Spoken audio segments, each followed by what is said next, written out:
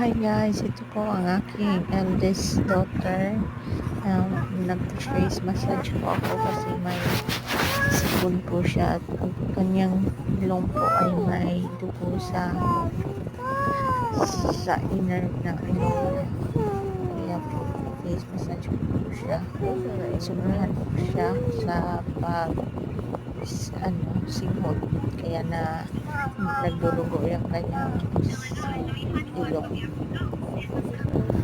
Huwag niyo po masyadong diinan, ganyan po sa lower part at sa upper part ng ilong para po makahinga sila dyan na part sa may gilid ng mata. Huwag masyadong diinan kasi bata pa po siya lalo na pag bata mas fragile. Ganyan lang po ang pagmasahe. Thank you.